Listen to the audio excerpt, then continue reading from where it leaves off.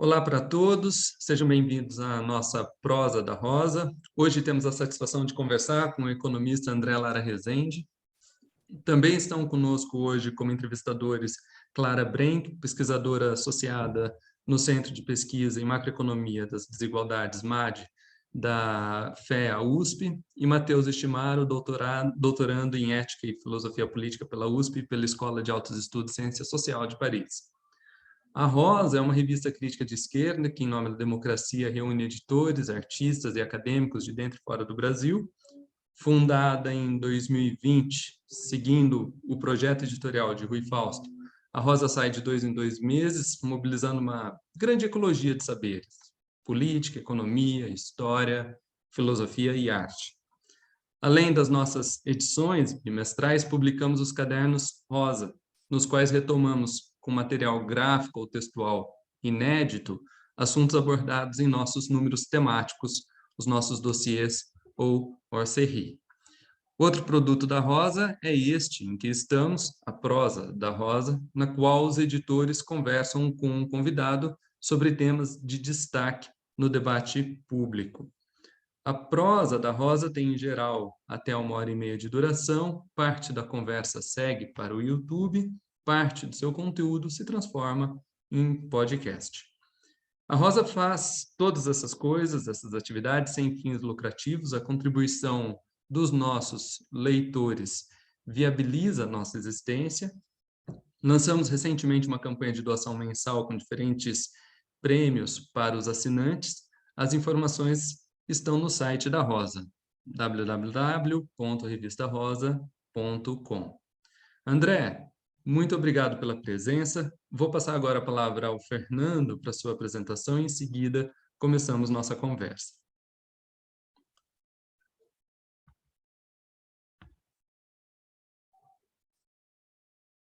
Obrigado, Tamis.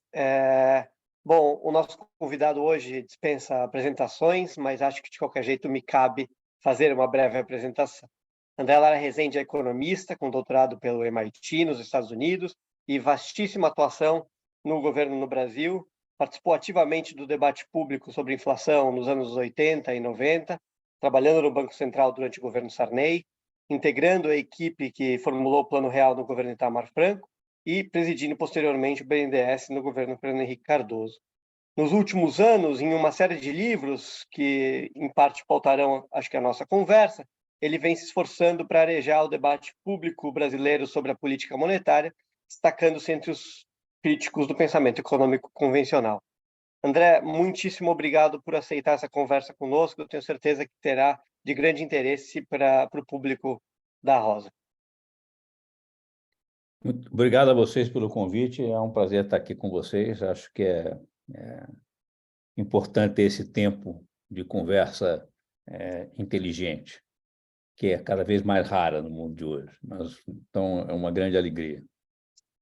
Muito obrigado. A gente pensou em começar a nossa conversa entrando em alguns assuntos de conjuntura, para depois tratar das questões mais teóricas que você vem trazendo nos seus últimos livros.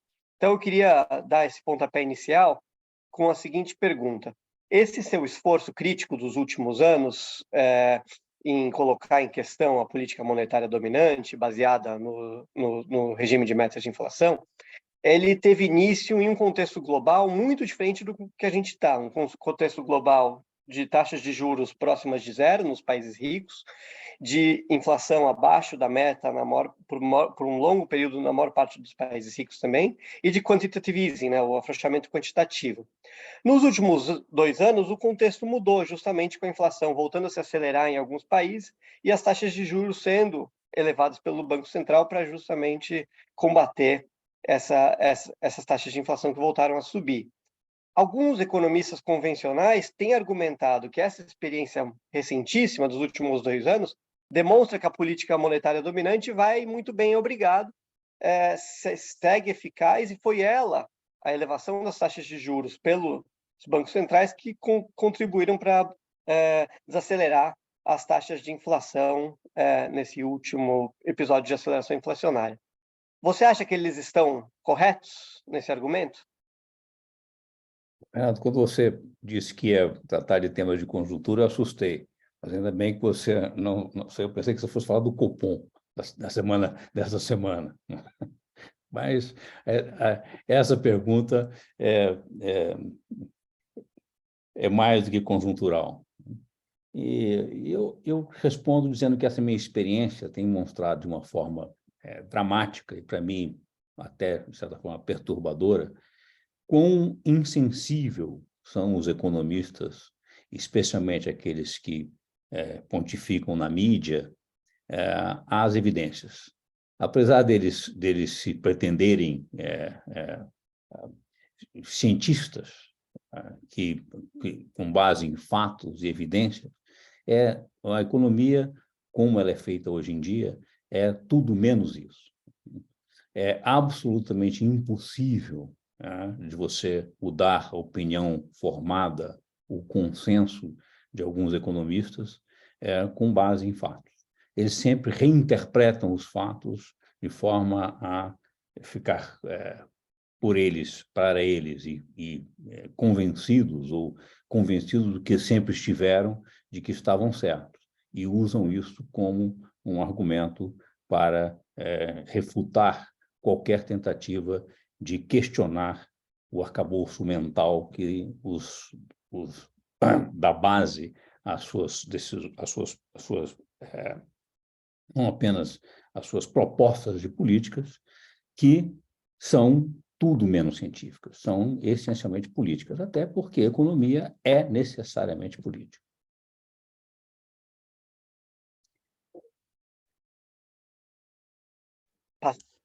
André, você queria completar, Fernando? Não, vai lá. Não, só para agradecer ao André e pedir que a Clara coloque sua pergunta, por favor, Clara. Claro. Oi, André, tudo bom? Muito prazer. Eu acho que assim, a gente tinha pensado inicialmente, né, de fazer esse debate, como o Fernando falou, conjuntural, aí, de um termo mais amplo, e a gente queria primeiro começar te perguntando como que você vê o plano Biden, assim, se tem alguma lição de orientação econômica do que está acontecendo nos Estados Unidos para a gente trazer para o Brasil. Claro, sim, tem, perfeito, eu acho que tem, mas nós estamos, o plano Biden é uma demonstração clara de que você precisa, mesmo num país como os Estados Unidos, onde há uma primeira contestação, uma revisão do que se tornou consenso nas últimas décadas, desde o final do século passado, nessas primeiras décadas desse ano, uma revisão desta visão de que o Estado não tem papel nenhum a cumprir na economia, apenas é preciso que o Estado seja o menor possível e tenha o menos custo possível para a sociedade. A ideia é de que o Estado é apenas um peso morto, financiado pela produtividade do setor privado. E, portanto, quanto menos ele custar, melhor será. E quanto menos ele intervier na economia, melhor será, porque o Estado só faz bobagem e dificulta a produtividade e a criatividade do setor privado. Basta, portanto, conter o Estado, que a criatividade e a produtividade aumentarão e os investimentos virão, e assim a economia seguirá o melhor caminho. É evidente que isso nunca foi verdade, nunca. Isso longamente curioso como é que esse possa ter chegado a uma coisa tão absurda como essa. Né? Não existe sociedade organizada, não precisa nem falar capitalista, qualquer uma, mas principalmente uma sociedade mesmo organizada capitalista, que não tenha uma participação fundamental do Estado. Lei, ordem, instituições e regulamentação. Agora, e essa regulamentação precisa ser inteligente, e precisa, mas inteligente significa que é adaptada às circunstâncias. E as circunstâncias mudam. Portanto, você precisa, em muitos momentos, que o Estado revise e, de certa forma, seja dê direções, direcionamento de ponto de vista do investimento. E o investimento público, Ao contrário do que é preconizado por essa economistas mainstream, essa visão mainstream neoliberal, eu não gosto de usar essas palavras, eu não gosto da ideia dos rótulos, perfeito? Mas essa visão de que o investimento público compete com o investimento privado, crowds out o investimento privado, o que é falso. O investimento privado é complementar e viabiliza, em grande parte, os investimentos privados. Isso é sempre verdade. Mas, num momento como hoje, por isso que eu volto ao plano Biden, num momento como esse, como nós temos hoje no mundo, neste início de segundo, final de primeiro quarto do século XXI, você tem uma aceleração das transformações muito rápida, né, por causa, essencialmente, dessa nova revolução da informática, né, da economia digital. E isto exige uma reorganização, está afetando todas as áreas, como nós sabemos, não vou repetir isso aqui, e isso, de certa forma, precisa que se reprograme. Combinado com isso, nós temos uma premência da questão ambiental, que foi, até muito recentemente, completamente,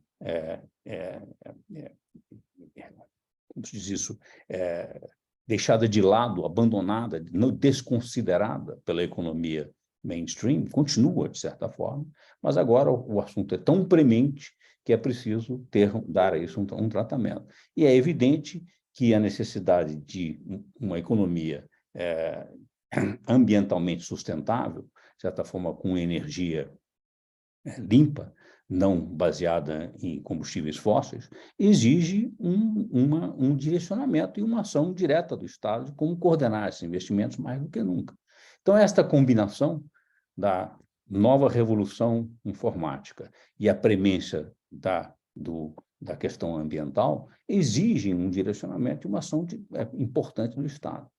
O plano Biden é isso, feito tratado como chamado de plano anti-inflacionário, é um pouco otimista para falar sobre isso, porque não é exato esse o ponto, é muito mais do que isso, é isso, mas muito mais do que isso, e é como reorganizar o setor produtivo da economia nessas circunstâncias, perfeito? E isto precisa de reflexão e precisa da ação e direcionamento do Estado. É evidente que o Brasil, isto precisaria disso. Quer dizer, o Brasil, nesse momento, tem uma oportunidade extraordinária de dar um enorme salto que deu em meados do século passado e depois ficou atolado durante muitas décadas. Primeiro, com um problema inflacionário, depois de resolvido o problema da inflação crônica com o Plano Real, impressionantemente preso ao que eu chamei, nesse meu último livro, de uma camisa de força ideológica, um bloqueio mental que paralisa a ação do Estado complementar à ação do setor privado. Ao contrário do que foi feito em todas as economias asiáticas e, mais recentemente, a China, e continua sendo feito. O Vietnã, agora, inclusive, a Índia, a Coreia do Sul, países que cresceram muitas vezes o que o Brasil cresceu nesses últimos 40 anos. Então, é evidente que há algo errado no Brasil, e eu acho que o principal problema é esse bloqueio mental, essa camisa de força ideológica. André, só um comentário rápido, uma parte mesmo, para convidá-lo a explicar um pouco mais sobre as condições de crescimento econômico do Brasil. Quando a gente pensa no exemplo chinês, evidentemente a política interna chinesa, a política econômica interna chinesa foi super importante, mas a China estava inscrita em circuitos de capital e comércio e tecnologia do Sudeste Asiático e do Japão, sem os quais ela provavelmente não teria dado o salto que deu. O Brasil teria esse entorno no qual contar para dar o mesmo salto? Sem dúvida nenhuma. Eu acho que a inserção não é a condição, a inserção vem com o salto, né? De certa forma, o modelo chinês, se existe um modelo chinês de crescimento, foi baseado num investimento maciço do Estado, organizado, um Estado autoritário, essa é a questão não democrática, perfeito? O capitalismo chinês é um capitalismo não democrático, claramente é possível, portanto, é evidente que existe capitalismo não democrático, e pode, inclusive, ser muito eficiente. O modelo chinês demonstrou isso. A inserção no mundo não foi inserção só nesse contexto asiático da China. A China fez uma inserção nesses últimas 4 décadas muito acelerada no comércio mundial. E ela percebeu, de certa forma, que uma das restrições, e aí é muito relevante para a experiência brasileira, o que restringe, de certa forma, impede um crescimento acelerado, muitas vezes é a restrição externa. É o fato de que, ao você crescer muito aceleradamente, as economias tendem a começar a ter déficit externo. E quando você tem déficit no balanço de pagamento, de certa forma, e depende de capitais externos, você pode ficar sujeito a uma mudança de ânimos dos seus financiadores internacionais. E isso cria crises de balanço de pagamentos, que você não tiver reservas, você é obrigado a abortar o seu projeto de crescimento rapidamente. Isso aconteceu com o Brasil e com outras economias sul-americanas várias vezes, com o Brasil no século passado, e, claramente, a própria experiência das economias asiáticas, não chinesas, no final do século passado, mostrou para a China que a China precisava crescer. Ela entendeu que precisava crescer com base em acumulando reservas e com base nas exportações. Este modelo, todos os países, de certa forma, aprenderam isso. O Brasil, inclusive, aprendeu. De certa forma, o Brasil hoje não depende mais de capitais externos, ao contrário do que toda a retórica que se ouve, perfeito? Você continua a ouvir no Brasil o tempo todo como se o Brasil fosse depender de investimentos externos, de capitais externos. Quando o Brasil é amplamente superavitário na sua conta comercial, perfeito? É praticamente equilibrado na sua conta corrente, tem 20%, para quase 20% do PIB em reservas internacionais, perfeito? E toda a sua dívida pública, perfeito? A quase totalidade, 97% da sua dívida pública é uma dívida pública interna, emitida em moedas nacionais e detidas por residentes, não é uma dívida externa. Isso faz uma enorme diferença em termos de endividamento público, que é uma fonte de inúmeros equívocos e de muita manipulação, de certa forma, da questão da dívida pública. Portanto, para terminar, voltando à sua pergunta, eu não acho que as circunstâncias específicas de inserção da China no seu ambiente de comércio internacional e de capitais, inclusive a China não dependeu de capitais externos. Perfeito? A China tem uma extraordinária taxa de poupança, sobretudo, a China entendeu que você precisa de crédito para crescer, como Schumpeter, muito esquecido, agora tem sido relembrado, afirmava. E crédito é público. O Estado é o credor principal da economia. O crédito bem aplicado, você independe de poupança, porque um Estado organizado pode criar poder aquisitivo sem poupança prévia. Ou seja, algo que Keynes entendeu, que Schumpeter repetiu várias vezes, você não precisa de renda gerada e não despendida, investida ou consumida, para poder investir mais. Basta que você tenha crédito para fazer isso. E um Estado organizado tem capacidade de dar crédito, de criar, portanto, poder aquisitivo do nada, independente de renda gerada e não despendida. Isso não quer dizer que o Estado não tenha limite, que esse crédito não tem limite. Esse crédito ele só pode ser dado se for para mobilizar os recursos que não estão disponíveis, mas não organizados e mobilizados para a produção. Isso é que liga com um projeto de investimento.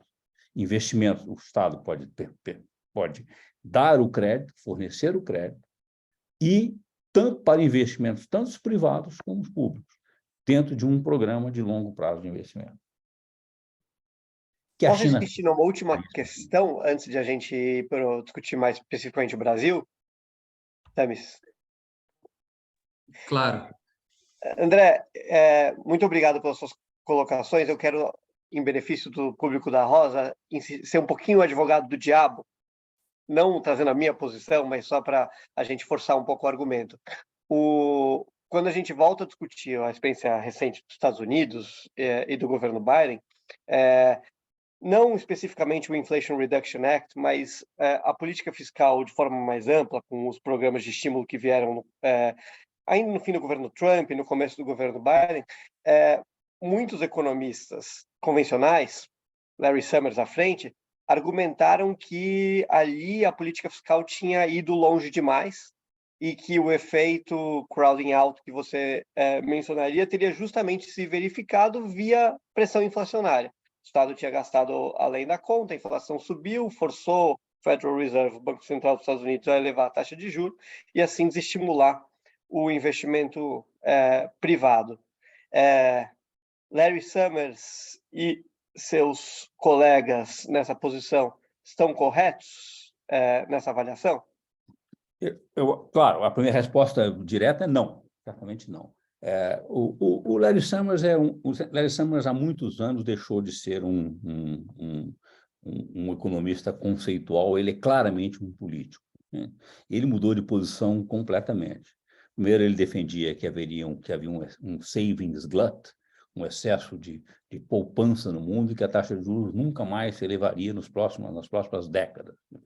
E, rapidamente, ele fez uma virada para argumentar que não, que os gastos, não necessariamente os gastos, as transferências do governo americano na pandemia seriam inflacionárias. E ele fez isso com base assim, nas mais precárias, back of the envelope, cálculos, né? Com base usando, curiosamente, ele mesmo diz num artigo dele, vários que ele escreveu recentemente, que o modelo do Federal Reserve mostrava que não haveria inflação. Feito um modelo que é um modelo neo-keynesiano sofisticado, woodfordiano, feito onde não há moeda, que tem pressão basicamente que é o arcabouço mental conceitual dos bancos centrais de hoje, mostrava que não haveria inflação. Mas ele, então, jogou tudo isso fora, toda essa nova macroeconomia ensinada nos cursos de pós-graduação nos últimos 30 anos, e voltou ao modelinho de SLM, né, do Hicks, que hoje é dado no máximo nos cursos de introdução à economia da graduação.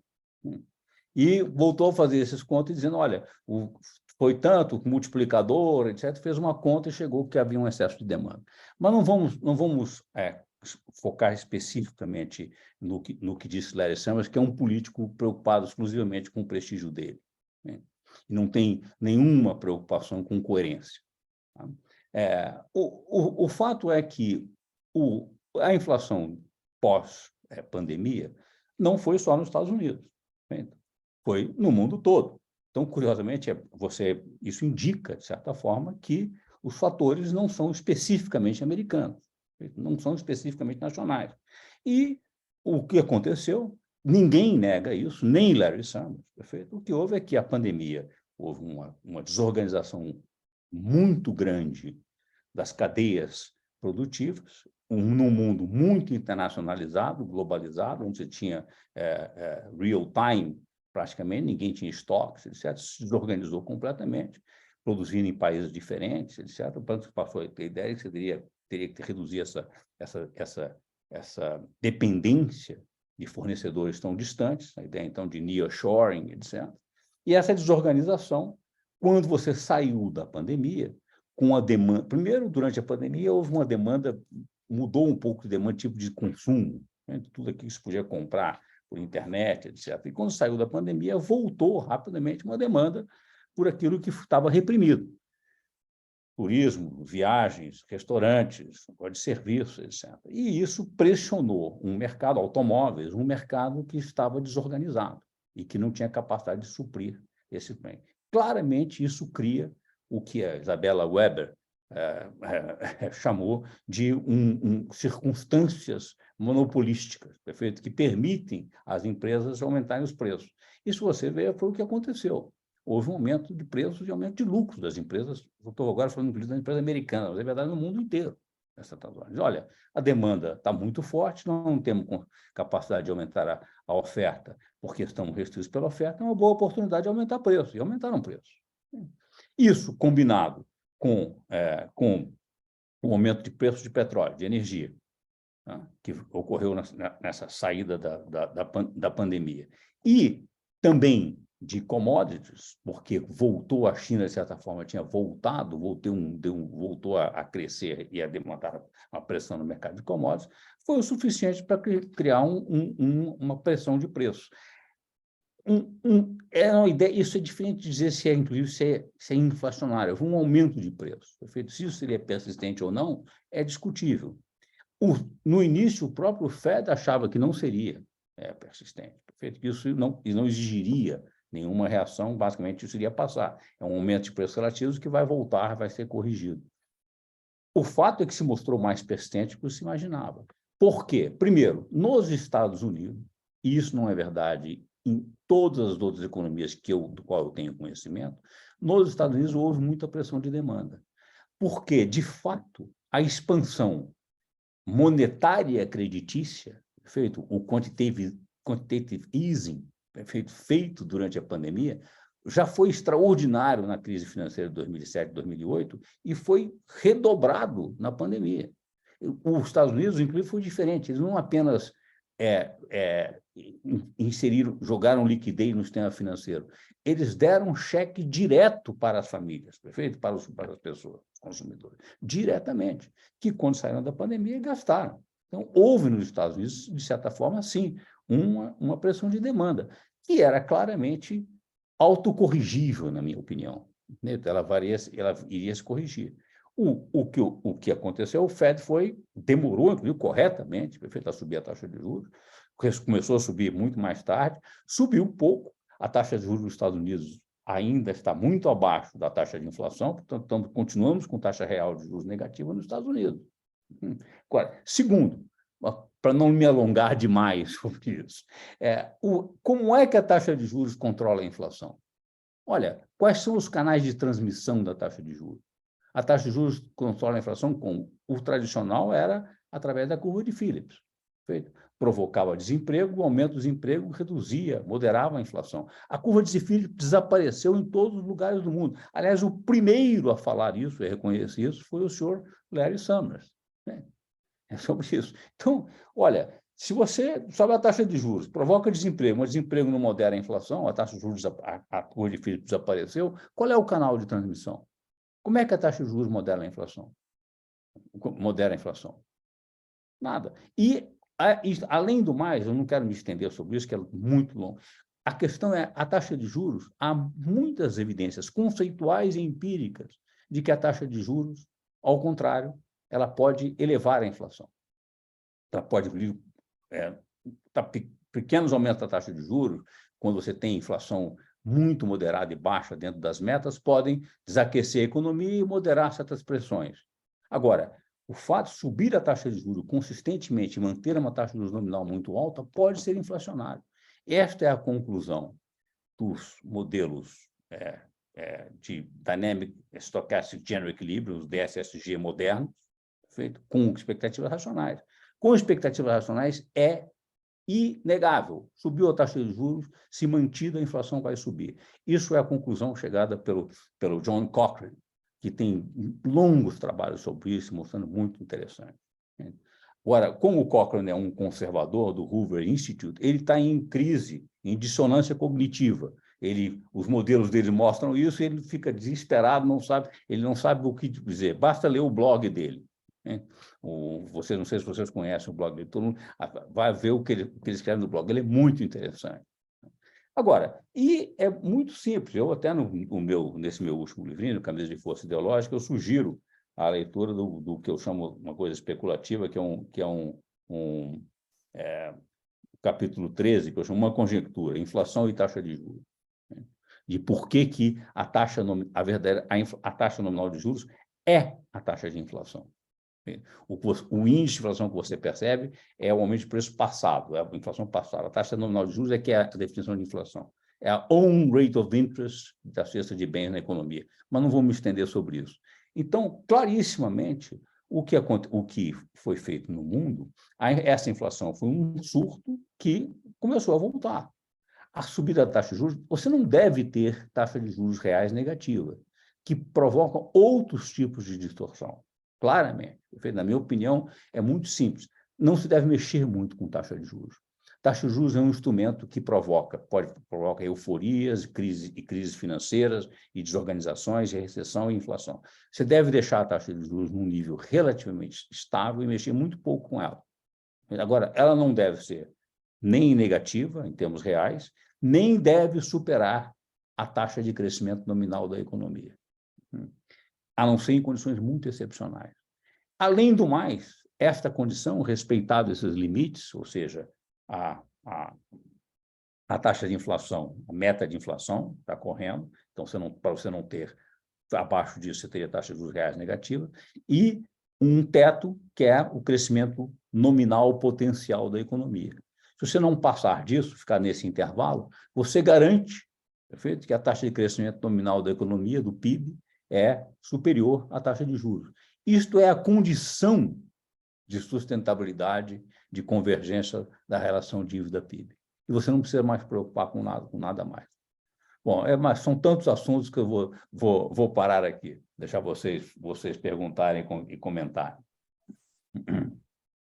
Obrigado, André. A Clara pediu. Eu queria Abriu o aproveitar microfone. para pegar sua última fala aí sobre a sustentabilidade da dívida, né? Ou a relação dívida-PIB sustentável, que no Brasil atualmente a gente está debatendo muito as regras fiscais, né? E a questão da política fiscal.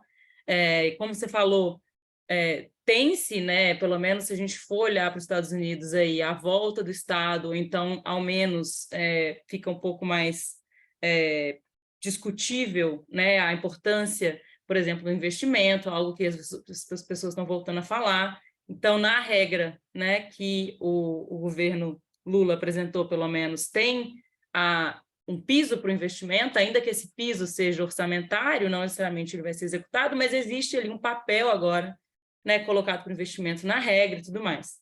O senhor estava falando que a regra, digamos assim, né, para manter sustentável a relação dívida-PIB seria uma regra atrelada à taxa de juros. Né? Nesse sentido, como que você vê as regras fiscais? Você acha que elas não são necessárias?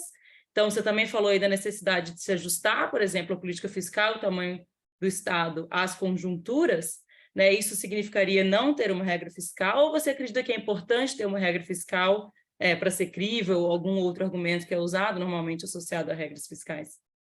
Claro, você tem que ter regra fiscal. A questão, o orçamento e a questão fiscal é uma questão chave nas economias e nas sociedades democráticas. Especialmente quando, como todos os países, as economias contemporâneas, tem moeda fiduciária, uma moeda que não tem lastro de valor mercantil. A moeda é simplesmente um crédito contra o Estado. De certa forma, portanto, o que organiza, o que limita o Estado são as regras, são o regime fiscal. E como é que você define prioridades dentro do orçamento. Portanto, o orçamento é fundamental. Fundamental. Agora, isso não pode ser confundido com uma ideia que virou uma espécie de um mantra, sobretudo no Brasil, porque esse conceito a ideia do conceito de austeridade, que o governo precisa sempre equilibrar suas contas, já está ultrapassado e questionado em todos os lugares. Aliás, isso é muito curioso, porque isso vem do chamado, na Inglaterra, que era chamado de Treasury View, a visão do tesouro. Você precisava sempre equilibrar as contas públicas. Você não precisa necessariamente equilibrar as contas públicas, porque, especialmente o que você precisa, você pode até dizer, olha, as contas públicas, os gastos correntes e de transferência do governo devem ser cobertos por receitas fiscais, tributárias. Sim, porque isso é uma questão, inclusive, de disciplina, que o governo seja obrigado a cobrar da sociedade pelos serviços que está prestando e pelas transferências que faz. Perfeito? Agora, a questão de um investimento deve ser separado, tem que ter uma outra lógica. O investimento pode ser feito com crédito, ou seja, com endividamento, efeito público, desde que a taxa de retorno do investimento seja superior ao custo desse endividamento. Simplesmente isso. Isso, aliás, Keynes propôs que se separassem em um orçamento corrente e um orçamento de capital. Na minha opinião, isso era exatamente um regime fiscal inteligente contemporâneo, faria exatamente isso. Exigiria que você tivesse equilíbrio, cobertura fiscal, tributária para gastos correntes e de transferência, e que você tivesse um orçamento de capital em separado, sem estas restrições, que fosse vinculado a um programa de investimentos públicos de longo prazo, idealmente por prazos que não coincidissem com os mandatos presidenciais, se fosse longo, e que fossem revistos e reavaliados sistematicamente, com periodicidade no mínimo anual, para garantir que esses investimentos estão dentro dos custos previstos e que os retornos previstos esperados são que os retornos esperados são os previstos. Isto é a lógica de um orçamento, um regime fiscal que, na minha opinião, é inteligente. Como é que isso se liga com a questão monetária da taxa de juros? Embora não se fale nisso, a taxa de juros, o custo da dívida, o serviço da dívida, é um elemento muito importante fiscal. Perfeito? Isso é despesa. Pagamento do serviço da dívida é despesa pública. É transferências para detentores da dívida pública. A dívida pública é um passivo do Estado e um ativo do setor privado. Um ativo, inclusive, de quem? Dos agentes superavitários da economia que tiveram renda suficiente para acumular e comprar a dívida do Estado. Quando você paga serviço da dívida no Brasil, paga taxas de juros reais, como você está pagando, de quase 9% hoje no Brasil, 13,75% com uma inflação de 4%, você está pagando 9%, quase 9% de juros reais, e que custou o ano passado 8,5% do PIB de serviço da dívida, é inacreditável. Você fica preocupado em equilibrar o orçamento com todos os outros e não considere essa parte de 8,5% do PIB, que é pago o serviço da dívida, e que é decidido com uma canetada do Banco Central. Enquanto isso não está discutido dentro do orçamento. É claro que a questão de dívida pública e taxa de juros é uma questão orçamentária, é parte fiscal. É indissociável da questão do orçamento fiscal, porque ela é uma parte muito relevante dos gastos públicos. Agora, o que eu disse simplesmente é que a política monetária, por isso mesmo, a taxa de juros deve ser mantida num nível real, para não criar os problemas que taxas de juros reais negativa criam, de chamada repressão financeira e bolhas financeiras que elas podem criar, nem acima da taxa de crescimento nominal do país, perfeito? Isto já é a condição suficiente para garantir que a relação dívida-PIB não seja explosiva. Acabou. E você, então, se preocupa com o orçamento de uma forma muito direta sobre quais são as prioridades, onde é que vai sair usar o orçamento. Tanto o orçamento de transferências e de custeio, que deve ser o mínimo possível, com um Estado eficiente, e foca no orçamento de investimentos, orçamento de capital, investimentos de longo prazo, que isso é o que define as prioridades do país para o futuro. Ora, isso não tem... Isso é a coisa mais simples do mundo. Tá? Não precisa fazer um arcabouço fiscal barroco, com tetos, pisos, definição de investimentos, nada. É muito simples. Essa discussão está discutindo no mundo todo. A comunidade europeia está discutindo isso, perfeito? Nos Estados Unidos está sendo discutido.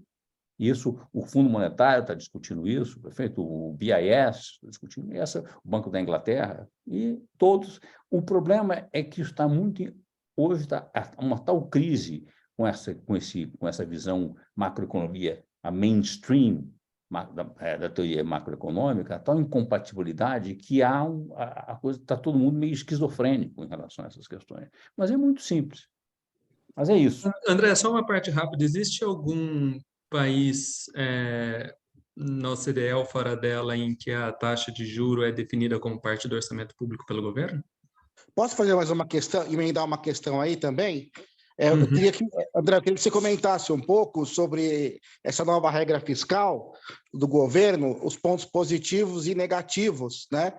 E se existe também um fogo amigo, vamos dizer assim, de uma parte da esquerda, que ataca muito fortemente essa nova regra fiscal, diz que é uma rendição para o liberalismo, né?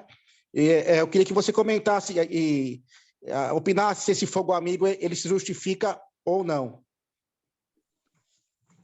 Bom, são duas perguntas. Eu não sei, não tenho conhecimento se tem algum país da OCDE que inclui questão do serviço da dívida no orçamento fiscal. Por que a tradição é não incluir?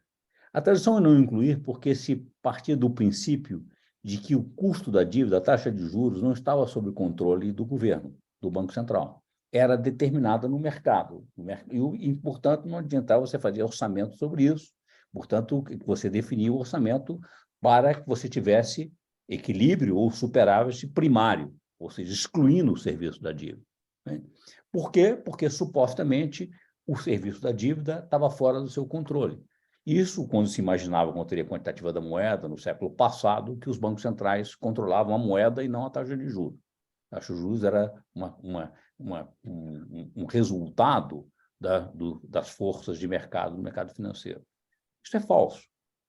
O Banco Central, como se sabe, isso ninguém discute, um instrumento do Banco Central é a taxa básica de juros. Esse ninguém discute mais. Embora se discutisse ainda quando eu fui diretor do Banco Central, para mim estava muito claro e as pessoas não entendiam isso. Perfeito? Você fixa a taxa básica de juros. Segundo, que ainda é contestado, e eu tenho falado muito sobre isso, e agora eu escrevi sobre o último artigo, agora 2 artigos sobre isso, publicados no Valor, claramente o seguinte, que contesta de que, olha, o Banco Central controla a taxa básica de juros, que é a taxa de um dia, sobre as reservas bancárias e, portanto, da dívida pública. Mas não controla a taxa longa nos títulos públicos, porque esse é o mercado quem controla. E isto é falso. Basta você ver, basta um olhar nos números, está nos dados do site do Banco Central e do Tesouro Nacional, que todo o custo da dívida tem uma altíssima correlação com a taxa básica. A taxa básica define toda a estrutura a termo da taxa de juros. E por quê? Como é que se precifica um título de 10 anos? Se diz, olha, quanto é que vai me custar? Isso é assim que fazem os que fazem preços dos títulos públicos, são os mercados financeiros, são os dealers do mercado financeiro, que dizem, olha, quanto vai me custar em taxas básicas de overnight daqui até lá para carregar esse título? Assim que eu calculo quanto vale esse título hoje e quanto é que vai me custar para carregar por 10 anos, e sobre isso eu ponho um prêmio de incerteza, porque eu estou fazendo uma estimativa de quanto vai custar esse carregamento. Mas, se o Banco Central definir que, olha, eu garanto que vai ser daqui até lá, ele fixa, inclusive, a taxa de 10 anos. O Banco do Japão faz exatamente isso. Ele fixa, ele compra e vende títulos, papéis ao longo de toda a estrutura a termo da dívida pública. E, portanto, fixou a taxa de juros de 1 a 10 anos. Com isso, ele abriu mão de certa forma, ao fazer isso, você pode abrir mão do prazo médio da dívida. Mas não vamos entrar nisso, que eu acho que é irrelevante. Ou seja, o Banco Central define a taxa de juros íntegra de curto e de longo prazo.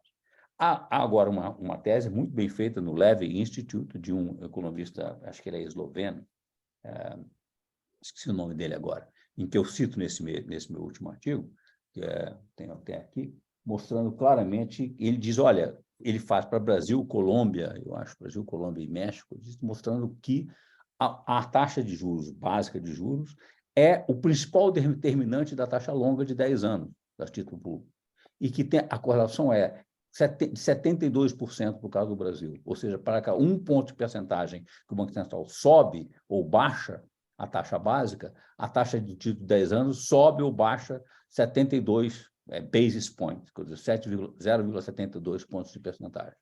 Então, não tem discussão. Quem determina a taxa de juros é o Banco Central. Portanto, quem determina o serviço da dívida é o Banco Central. Portanto, o serviço da dívida poderia ser totalmente incorporado num orçamento. Política monetária e política fiscal não são duas coisas separadas. Elas são indissociáveis e, na verdade, é a mesma questão. Elas devem ser coordenadas e definidas conjuntamente de acordo com os objetivos do país. Posso fazer uma parte rapidinho para a gente falar de política tributária? Deixa eu só perguntar uma coisa a vocês. Eu gostaria muito que vocês me dissessem se vocês concordam ou se vocês não entenderam ou discordam.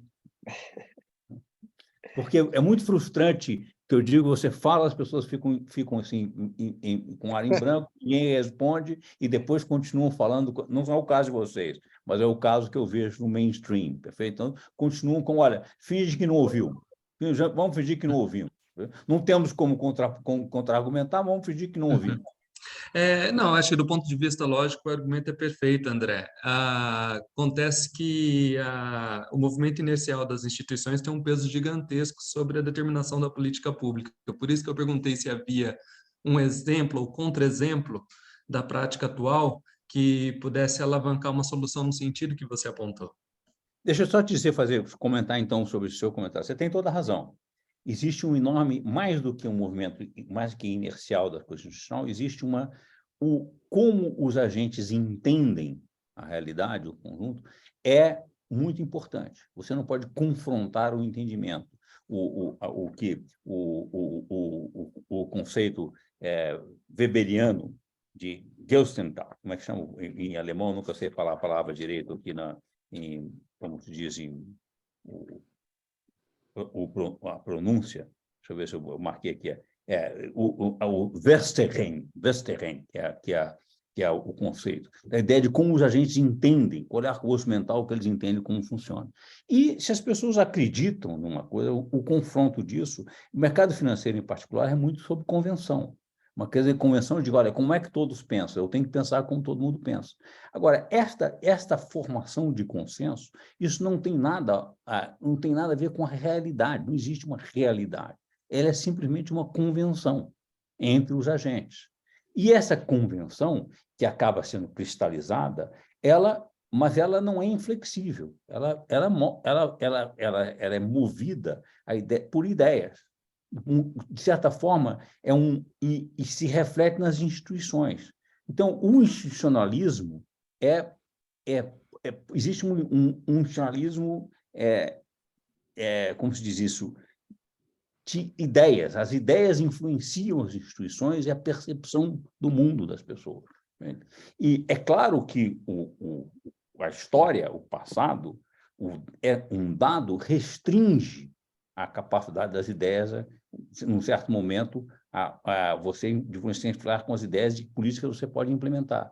Mas as ideias fazem diferença e as ideias, de fato, mudam o conceito e o entendimento dos agentes da sua realidade. E, inclusive, mudam as instituições e os acordos institucionais. Mas, portanto, é preciso que essas ideias sejam ditas e explicitadas. Agora, contra isso, a força conservadora é extraordinária. Certo? A força do consenso conservador de bloquear o acesso a qualquer ideia que confronte esse consenso estabelecido é o que o Walter Lippmann, que cunhou com a ideia desse manufacturing consent, quer dizer, que é a ideia da tecnocracia que tem que constrói um consenso, uma construção de um consenso muito para dominar, que, de certa forma, impeça questionamento do status quo. E o status quo, que é, portanto, o conservadorismo, e hoje esse conservadorismo é a ideologia do chamado financismo fiscalista. É o mercado financeiro que domina a discussão no mundo hoje, fiscalista, com a ideia de, olha, amarre a mão do Estado menos no que nos interessa, que é que o Estado pode gastar quanto quiser, emitir quanto quiser, para nos salvar de grandes crises financeiras que nós provocamos com grandes euforias e bustos. Perfeito? Aí pode. 2008, 2007, 2008 é inacreditável. Olha, os bancos centrais multiplicaram a base monetária por um fator de 10, 15 vezes. Perfeito? Então, agora, aí isso pode, não tem importância. Para nos salvar, pode. Então, este consenso, e ficou muito difícil de continuar defendendo esta mentira, perfeito? Essa impostura, depois da experiência prática de 2007, 2008 e agora na pandemia, onde a expansão dos passivos monetários dos bancos centrais foi espantosa, espantosa. Olha, se o Banco Central pode gastar para salvar o sistema financeiro e pode gastar corretamente para impedir que a economia, uma catástrofe, quando você tem uma pandemia, por que ele não pode gastar para investir e reduzir pobreza, educação, saúde, saneamento? Perfeito? Bem investido, com retorno social. Claro que pode, mas o consenso do conservadorismo é que não pode. Isso não pode. Isso vai provocar inflação, isso vai desorganizar a economia. André, faltou responder a minha pergunta sobre o arcabouço fiscal. Queria que você comentasse os pontos positivos e negativos e se a crítica dura de parte da esquerda se justifica. Eu me recuso a falar sobre esse assunto, Daniel. Sempre desculpe. Eu acho esse arcabouço fiscal, como eu disse, ele é barroco. Tinha que ter. Tinha que defender.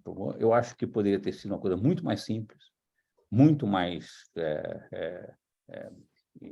como se diz isso, muito mais transparente, basicamente dizendo, olha, vamos equilibrar as contas do ponto de vista de custeio do Estado e vamos fazer um orçamento de capital inteligente com investimentos de longo prazo, com um plano de investimentos de longo prazo.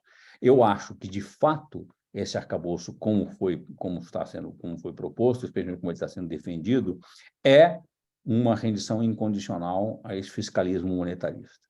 Se isto é uma questão tática do governo, eu não sei responder. E eu acho que, portanto, a crítica é muito grande. Agora, a favor disso, como eu disse, você confrontar o sistema financeiro acredita em certos mitos. Ele tem uma convenção, um arcabouço constitucional do que ele acredita. A confrontar abertamente o sistema financeiro, você pode pagar um preço muito alto, porque o sistema financeiro hoje é muito poderoso. Ele tem muita capacidade de sabotar a economia e, portanto, um governo. Nesse sentido, você não pode enfrentar de peito aberto o que o sistema financeiro impõe e acredita. Você precisa trabalhar com isso de uma forma inteligente, de mudar, demonstrar que esse entendimento está equivocado e mudando gradualmente esse entendimento. Neste sentido, definir um arcabouço fiscal que o sistema financeiro visse como aceitável e como um sinal de responsabilidade, está correto. Está correto. Agora, se você acreditar nisso e se atar às suas mãos do governo nisso, você estará fazendo simplesmente, você está repetindo. Até hoje, a política econômica do governo Lula III hoje, em nada é diferente da política econômica do governo Temer e do governo Bolsonaro com Paulo Guedes. A proposta, inclusive, de reforma fiscal era exatamente a que vinha do governo Temer e com Paulo Guedes, com o API, até boa. Acho que a reforma do imposto indireto, do IVA, é boa. Eu quero ver como é que vai ser aprovado, porque isso ainda não sabe. É dificílimo de aprovar isso, mas está bem intencionado. A tributação de renda no exterior, que foi feita por medida provisória, era a que estava desenhada no governo Bolsonaro pelo Paulo Guedes. A proposta de reforma de renda do segundo semestre, vamos ver o que vai ser. Agora, hoje, se é isto, o governo não tem uma política de investimentos, não tem um programa de investimentos de longo prazo, perfeito? Não fez um orçamento de capital. Então, esta política na prática, não importa se as razões estão certas ou erradas, na prática, é uma rendição incondicional à cartilha do fiscalismo financista. Mas, André, posso só fazer uma colocação? Não se torna um cenário um tanto quanto aporético quando você diz que, bom, por um lado, sem dúvida, isso é uma rendição ao financismo, mas, por outro, quer dizer, você mesmo reconhece que o sistema financeiro tem um poder gigantesco de sabotar os governos, quer dizer, como parecem dois pontos de vista difíceis de serem equacionados, esse ponto de vista político, de como lidar com essa questão na prática, e esse olhar mais ampliado que vê isso como uma rendição, como uma capitulação do governo. Você tem razão. Por isso é que eu disse que eu não queria comentar e acabei comentando. Porque eu acho que não tem uma resposta simples, perfeito? Você precisa realmente trafegar num equilíbrio, uma ponta de faca muito instável, perfeito? Entre como contestar esta restrição, essa camisa de força ideológica, perfeito? Mas contestar inteligentemente. Combater isso com as ideias e mostrando na prática que você vai fazer isso que é melhor para todo mundo. Perfeito? É evidente, ninguém é contra um crescimento do país. Perfeito? Ninguém é contra que o país saia dessa armadilha em que está de baixíssimo crescimento. O Brasil é uma das economias que menos cresce no mundo há pelo menos 2 décadas e meia. Mas vou mudar então a questão, André. Você acha que é possível, por exemplo, existir um cenário, aí fazendo um pouco mais uma provocação, existir um cenário em que é bom para todo mundo? Quer dizer, isso não vai representar na prática uma espécie de enfrentamento, vai ter que ser ruim para algumas pessoas, né? Eu não estou defendendo a saída fácil de que olha, ninguém vai perder, todo mundo ganha com uma certa um tipo de política, perfeito? Claramente, o Brasil hoje é um país o Brasil hoje é um país rico. O Brasil continua um país profundamente desigual, mas é um país rico. E é um país que poderia dar um salto para se transformar num país muito mais igual do ponto de vista, inclusive, de indicadores sociais. Então, não me falando só de renda e riqueza, estou falando também de educação, sobretudo de educação, saúde e acesso, perfeito, às possibilidades e qualidade de vida. E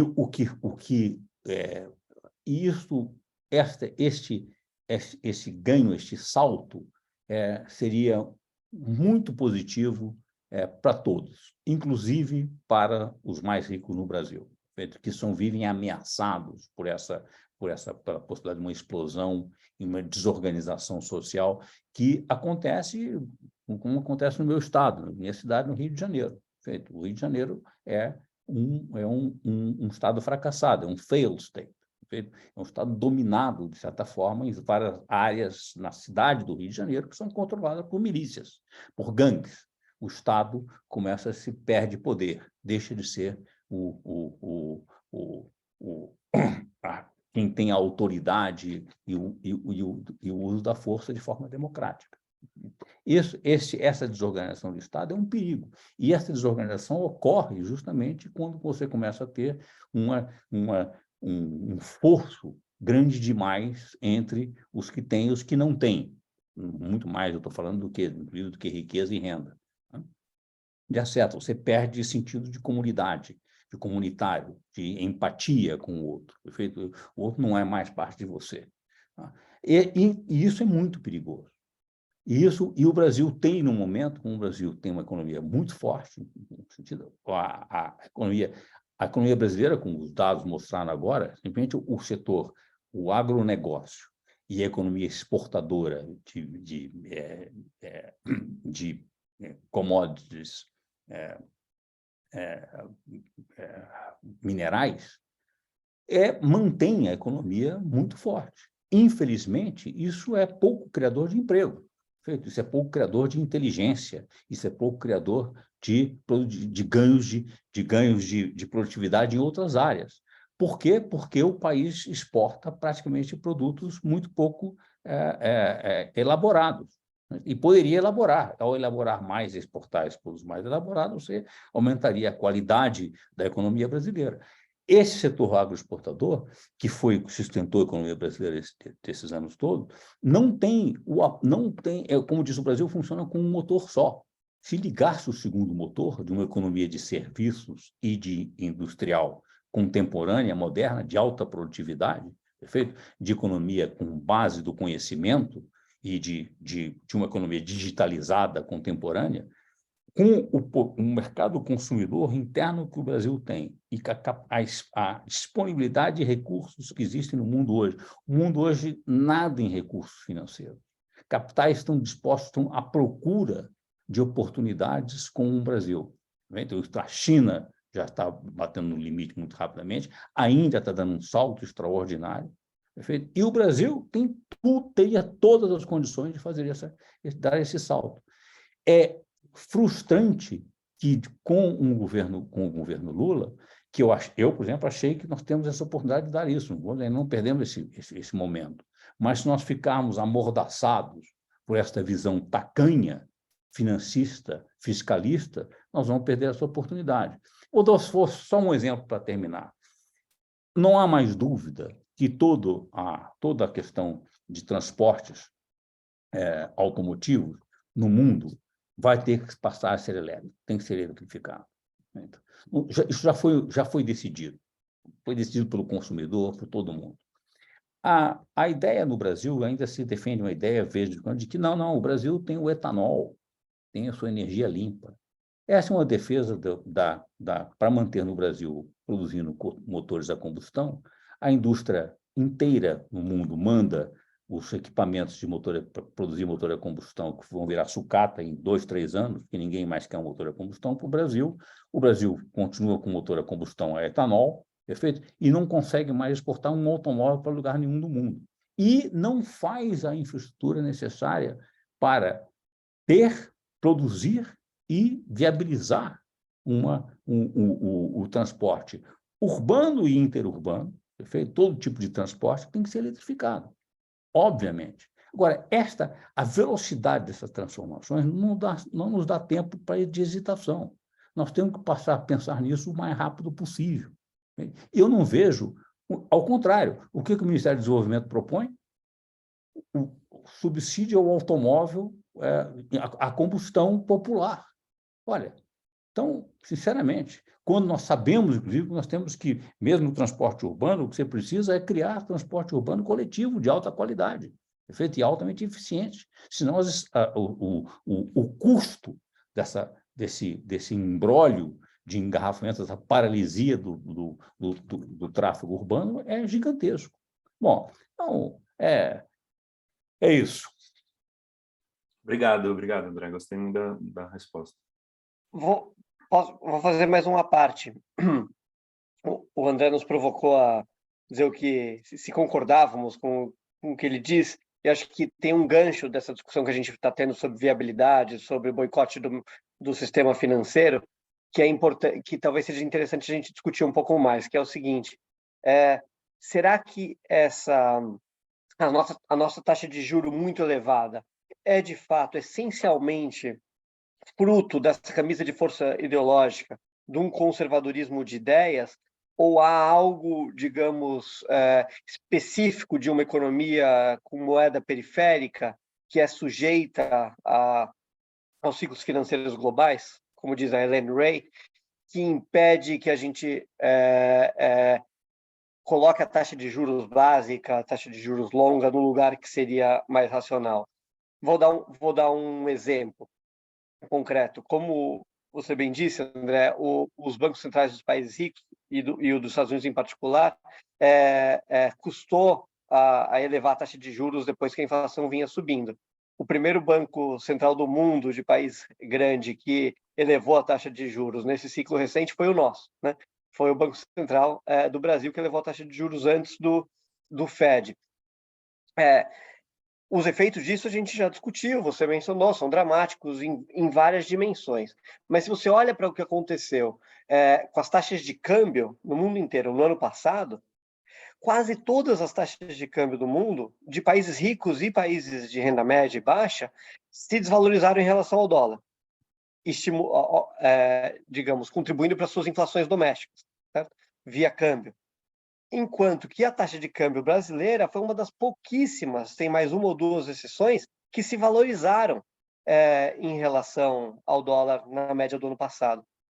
O que, de certa forma, contribuiu para o mandato, com todos os efeitos colaterais disso, contribuiu para manter a nossa aceleração inflacionária um pouco mais moderada. Estou completamente de acordo com o seu argumento de que a curva de Phillips desapareceu, que os mecanismos de transmissão da política monetária no Brasil sempre foram muito frágeis, mesmo o pensamento convencional já apontava que o canal de crédito no Brasil era fragilíssimo, mas o Brasil, de certa forma, conseguiu manter a inflação desde do regime de metas em 99, nos anos que conseguiu, próximo da meta, via câmbio, né? O nosso canal de transmissão era a apreciação cambial, com todos os efeitos danosos disso. Se a gente puxasse muito para baixo a taxa de juros, não poderia levar a desvalorização cambial? Fernando, deixa eu te responder. Deixa eu começar com o seu início da coisa.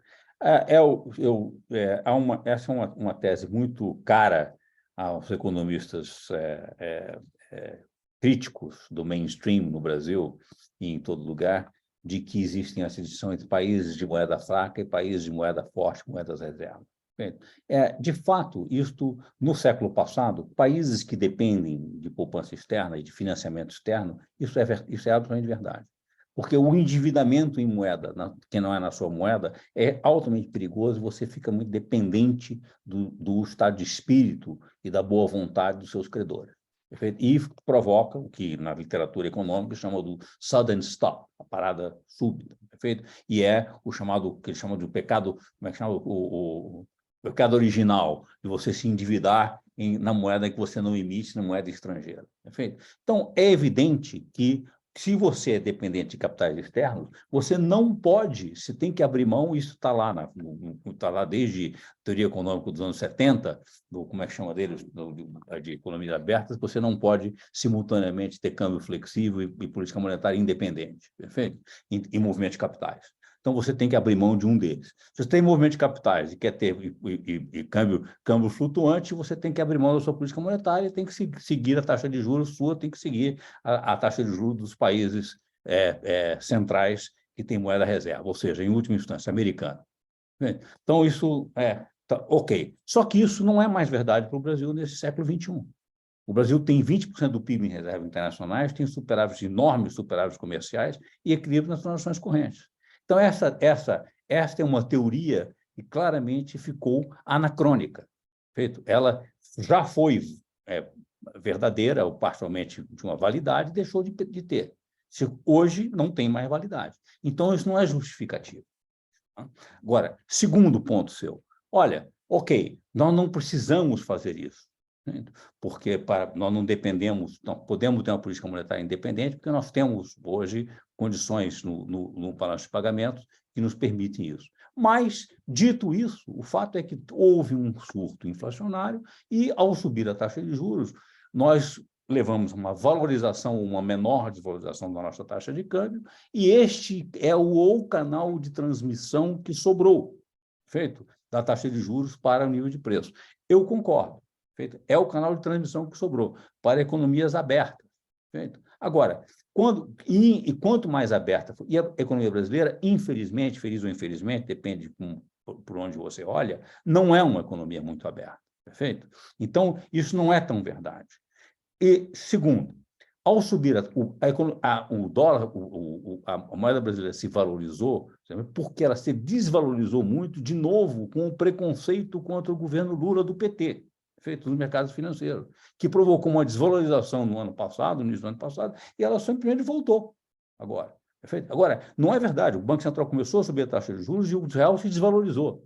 O real veio de 4,30 para 5,50, chegou a bater 5,70, se não me engano. E agora voltou a corrigir com o arcabouço fiscal. Agora, estava evidente que essa taxa de juros era, e falar, ora, vai para 6, a taxa de juros, teve gente dizendo que a taxa, o real, o dólar vai bater R$7, dizendo, onde é que estão esses apóstolos do Apocalipse, não, os profetas do Apocalipse? Está aí, claro que não. É só você ver uma certa visão que a paridade, de certa forma, da moeda brasileira, isso é muito complicado de dizer, sempre foi em torno de entre 4,50 e 5. Agora, de novo, se o canal de transmissão da política monetária é pela taxa de câmbio, e, portanto, valorizando o câmbio e inviabilizando, perfeito, as exportações e a economia do país, ela é quase tão prejudicial, é uma forma indireta de provocar desemprego. Perfeito? Simplesmente isso. Então, de novo, isso não se justifica. Então, não é verdade. E não é se taxa de juros altas combatesse a inflação, Fernando, não precisaria ter plano real. Basta subir, vai na Argentina e resolve o problema da inflação amanhã. Sobe a taxa de juros para 1.000. Isso é falso, isso é errado. Quando eu assumi a direção do Banco Central, eu fui diretor de política monetária do Banco Central, na época, perfeito? No auge de inflação, a taxa de juros estava que eu tinha assumido, estava no all-time high, o recorde de taxa de inflação. Eu cheguei lá e baixei a taxa de juros. O Dilson Funaro, que era o ministro da Fazenda, ficou encantado comigo. Eu ganhei permanentemente a credibilidade com o ministro, porque eu baixei a taxa de juros de 23 para 17, na época, a taxa de overnight. Ele achou que eu fiz um milagre. Eu cheguei lá e baixei, porque o Banco Central controla a taxa de juros. Não tem o que dizer. Então, simplesmente, isto é falso. Isto é impostura. Isso é pura impostura. Portanto, a taxa de inflação caiu porque a taxa de inflação ia cair. Simplesmente isso. Esse é o fato. Agora, uma recessão ajuda? Sim, recessão ajuda a controlar a inflação. Mas ajuda a controlar inflações moderadas, em certas circunstâncias, que você está com pressão de demanda. Se recessão controlasse a inflação, a gente não tinha inflação. Perfeito? Nós não teríamos tido inflação nos anos 80 e no início dos anos 90. Então, claramente, isso está equivocado. Está errado. Está errado. Agora, eu acho engraçado porque eu passei eu fui um crítico permanente da ortodoxia monetária, da teoria quantitativa da moeda. Estava errado. Dizia, não, a inflação no Brasil é porque a moeda não se controla a moeda. Você vai lá, controla. Vai lá, tenta controlar. Agora não é porque a taxa de juros está baixa. Agora não, caiu porque vocês são muito jovens, mas eu ouvi, vocês não sabem a quantidade de gente. Não, a taxa de inflação caiu agora porque a moeda foi controlada. Veja que a expansão da base monetária foi menor. E é o contrário, porque quando a inflação cai, a base monetária cresce menos. A causalidade está invertida, completamente invertida. Agora, eu não vou nem discutir isso, porque você é tão velha essa discussão. A taxa de juros é igual. É igual. Então, a taxa de juros não foi... Agora, como dizendo, a taxa de juros foi a taxa de juros que precisa, agora está querendo, precisa manter a taxa de juros em 3,75, não vamos discutir se precisa subir. Precisa manter essa taxa de juros. 9% de taxa real. É o dobro da taxa real mais alta do mundo, como eu disse, como eu tenho dito até. O dobro. Todos os países desenvolvidos do mundo estão com taxa de juros real ainda ligeiramente negativa ou marginalmente positiva. Nós temos a maior taxa real do mundo, agora está mais do que o dobro já vai estar caminhando para ser o triplo da segunda, que acho que é a do México ou do Chile. É inacreditável, inacreditável. Eu estou de acordo que a situação é totalmente diferente, com não tendo dívida externa e com a acumulação de reservas que a gente tem hoje. Mas então não seria o caso de dar o passo seguinte, lógico, e controlar capitais de alguma maneira para reduzir a vulnerabilidade da nossa economia à volatilidade cambial? Fernando, essa pergunta, toda vez que você incluiu o seguinte, uma das questões, se você confrontar este consenso equivocado do mercado financeiro, a resposta imediata pode dizer assim, se você vai confrontando logicamente, eu baixei a taxa de juros, o que vai fazer? Você vai fazer com o seu dinheiro? Não, aí você fala, não, eu vou comprar dólar e sair do país, perfeito? Então, essa é claramente a resposta seguinte, é dizer assim, olha, sem dúvida nenhuma, controle de capitais é a resposta. Só que controle de capitais é uma coisa muito perigosa, porque você anunciar controle de capitais é a coisa mais que você cria esse mecanismo de, olha, vamos sair por antecipação.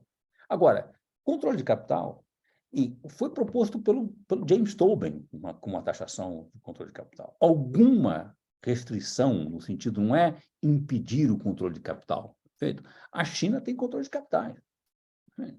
Todos os países do mundo, em um certo momento, tiveram controle de capitais. Então, se você precisar, eu não acho que o Brasil precisa. O Brasil basta operar com as reservas que tem e operar bem o Banco Central com os swaps cambiais, que ele controla com maior facilidade, sem necessidade de controle de capitais. E, portanto, eu não acho que você precisa falar e pensar em controle de capitais. Isso se trata de ser bem operado, o Banco Central bem operado. Eu caí na bobagem de dizer para uma jornalista, deixa eu sentar lá para ver se eles vão fazer isso, perfeito? Ela me disse, então o senhor quer ser presidente do Banco Central? Eu disse, isso é a pergunta que se faça.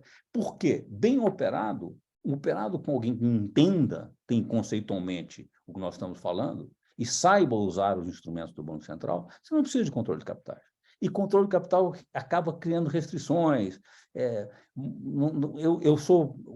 Eu evitaria ao máximo possível o controle de capitais. Obrigado, André. Eu ia passar a palavra a você agora, Arthur. Por favor. Só ia perguntar se eu podia pegar o gancho aqui. Não, primeiro, dizer que eu me reconheço na angústia do André no meio da prosa. Ele perguntou se a gente estava entendendo, e eu sou professor de filosofia, então eu faço essas perguntas no meio da aula e eu me assusto, porque daí eu vejo que ninguém está entendendo, de fato, todo mundo fica paralisado. Então é pior, eu resolvi nem perguntar mais esse tipo de coisa. Mas, bom, primeiro eu queria dizer assim que eu tenho uma formação, né, ensino superior, não sou economista, mas acompanho as colunas, eu acho que estou conseguindo acompanhar nosso papo, então, na medida do possível, acho que esse debate é compreensível e é saudável, assim, e até parabenizar o André, porque é uma cruzada, né, acho que do que eu venho acompanhando desde meados da década passada, é uma cruzada que vem fazendo com colunas, livros, palestras, textos, né, para tentar rediscutir um pouco essa macroeconomia, né, muito ortodoxa, dogmática, como você fala. E eu achei curioso que eu fiquei para o final, e acho que a contradição foi se montando no seu discurso, até com a pergunta do Matheus, que é assim, isso que você está falando, eu acho, esse discurso, para a gente é muito... A gente concorda, basicamente, né?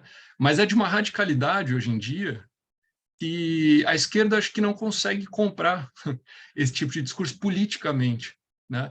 Tanto que eu tenho amigos, que é uma coisa muito curiosa para mim, eu tenho amigos comunistas que acompanham assiduamente as suas colunas, porque eles falam, olha, isso aqui é o suprassumo do que a gente pode propor de radicalidade em termos de economia hoje, né? Então, acho que a gente fala em ciência política que é o neoliberalismo progressista, né? Acho que é o máximo que a esquerda consegue chegar hoje, que talvez seja o que o governo Lula está voltando, né, a tentar. E aí eu estou citando de cabeça, mas tem o final da introdução no livro seu de 2017, você fala que a última trincheira do liberalismo tecnocrático é a condução da política monetária. Achei muito interessante essa formulação, e aí fiquei me perguntando como é que, mesmo depois da crise de 2008, que você também falou em algum momento, como que isso é tão persistente no debate público no Brasil? Quer dizer, isso o que me assusta mais é no Brasil, porque desde os anos 80, pelo menos, você já está elaborando teorias, né, inflação inercial, que são teorias assim econômicas, mas muito voltadas para a realidade brasileira. Quer dizer, havia todo um debate de teoria econômica de autores brasileiros, e parece que isso sumiu, de repente. Então, só para dar um último exemplo, eu assisti, preparando aqui, né, para a entrevista, eu assisti uma entrevista que você fez com o Canal Livre, né, para o Canal Livre no começo do ano, e é aterrador, porque parece que os jornalistas todos estão batendo na mesma tecla e você está tentando falar, gente, olha, tem uma outra maneira de encarar a situação. Então, eu vejo que assim, a chance de você se deparar com esse tipo de discurso fiscalista, como você diz, na imprensa, na Folha, no Estado, você liga a televisão, você vai para uma faculdade de economia, é a regra, basicamente, né? E eu fico pensando como é que isso acontece no Brasil e depois da crise, como que isso ainda continua sendo o discurso dominante. Arthur, deixa eu te dizer, assim, você pode imaginar que é muito frustrante, de certa forma, é frustrante esse tipo de... Primeiro, porque eu achei que os meus colegas, primeiro, com quem eu tentei esse diálogo, fossem entender, fossem entrar comigo, porque eu vim de uma... Eu sou um economista de formação mainstream, então, essa era a minha formação. Eu, de certa forma, ao fazer essa minha ida de professor visitante em Colômbia, em 2015, 2016, 2 anos, que eu fui para escrever um livro sobre história de política monetária no Brasil, etc. começando com a controvérsia do planejamento de Goudin e Simons, etc., que eu resolvi fazer, como eu fiquei muito tempo fora do mundo acadêmico, no mercado financeiro, etc., falei, deixa eu entender como é que a política monetária passou da visão do século XX, da teoria quantitativa, para a visão da regra de Taylor, e de moeda não entra nos modelos macroeconômicos do século XXI. E fui ler o livro do Woodford, que ele deu um título em homenagem ao Wicksell, Interest and Prices, mas não tem nada de Wickseliano. Depois eu fui ler Wicksell também, que eu nunca tinha lido no original, é extraordinário, porque o Wicksell põe esse livro, é uma crítica à teoria quantitativa da moeda. Mas não vamos desviar. É muito impressionante que, sim, o Brasil tinha reflexão própria em economia. Os economistas vinham pensar a realidade brasileira. Hoje, deprimentemente, não mais. Os economistas brasileiros jovens, formados nos grandes centros acadêmicos dos Estados Unidos e da Europa, da Inglaterra, Estados Unidos anglo-saxã, sobretudo, hoje, mesmo os que voltam para o Brasil, se pautam por escrever, conseguir publicar nas revistas das revistas acadêmicas ortodoxas desse mundo.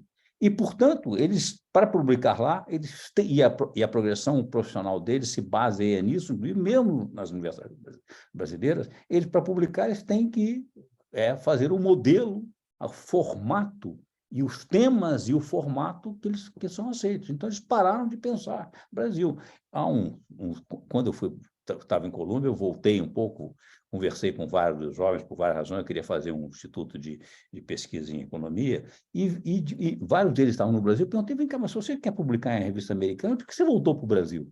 Se os seus temas são temas que estão na revista americana, se você não olha para a realidade brasileira, qual é a vantagem de você estar aqui?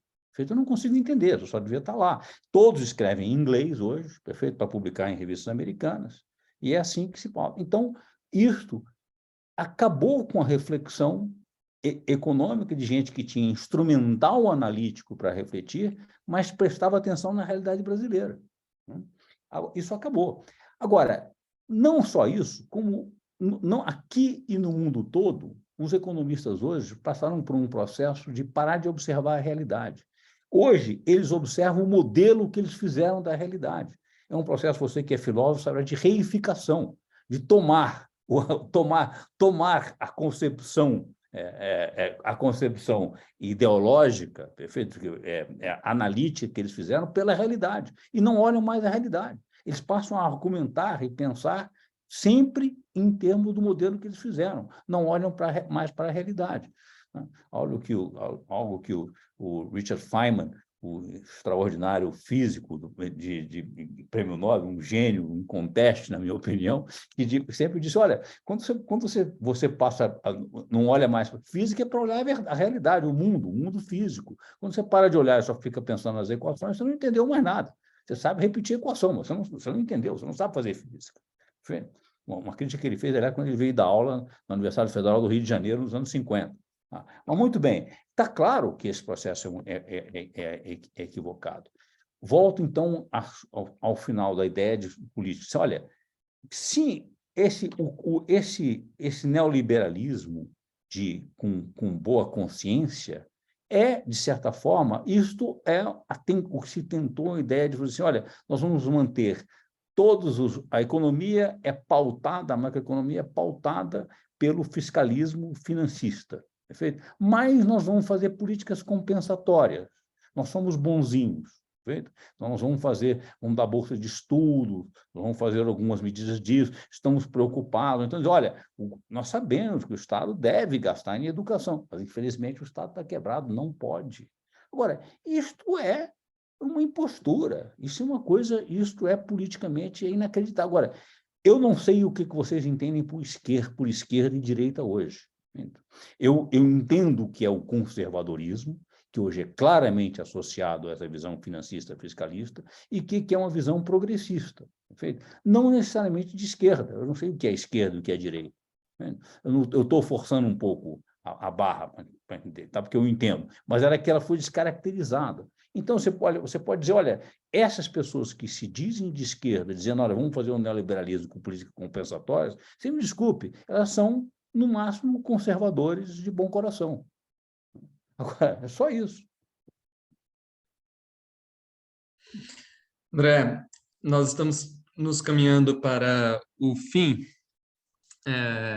Vou, enfim, deixar aqui algum editor, caso queira fazer alguma outra colocação, a gente faça, mas eu não posso deixar a provocação passar para você não ser um conservador de bom coração.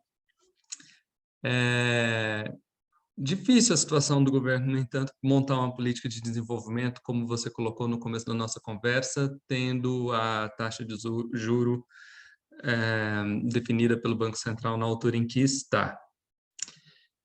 Como sair dessa sinuca? Essa sinuca, de novo, essa sinuca formalmente, a autonomia do Banco Central, que não é independência, ela era para seguir os objetivos que estão na lei e determinados, cujos objetivos podem ser determinados pelo Conselho Monetário Nacional, formado pelo ministro da Fazenda, o ministro do Planejamento e o presidente do Banco Central. E, como o Banco Central não é um quarto poder, e ninguém considera que deva ser, o Banco Central tem que se submeter, e se submeteria sem sombra de dúvida, às diretrizes econômicas de um governo que tivesse um projeto. Agora, não tem dúvida nenhuma. Então, o governo preferiu não enfrentar isso. Por quê? Porque esse governo é fraco politicamente. O Lula se elegeu com o país dividido e se elegeu com apelo para forças de direita, direitas conservadoras democráticas, que não queriam a reeleição do Bolsonaro, mas que não apoiam incondicionalmente ou do ponto de vista de projeto, um governo do PT, um governo progressista do PT. E o Congresso hoje foi eleito, é um Congresso essencialmente conservador. Então, o Congresso conservador, portanto, nesse sentido, o executivo hoje, no Brasil, tem muito menos força do que tinha. O Brasil hoje é, na prática, um sistema quase ou semi-parlamentarista, onde o primeiro-ministro, de certa forma, é o presidente da Câmara, hoje o Arthur Lira. Então, o governo tem que conciliar. Neste sentido, e o Senado igual, o Senado que aprova a indicação da diretoria do Banco Central, igualmente. Portanto, isso exigiria uma negociação política importante.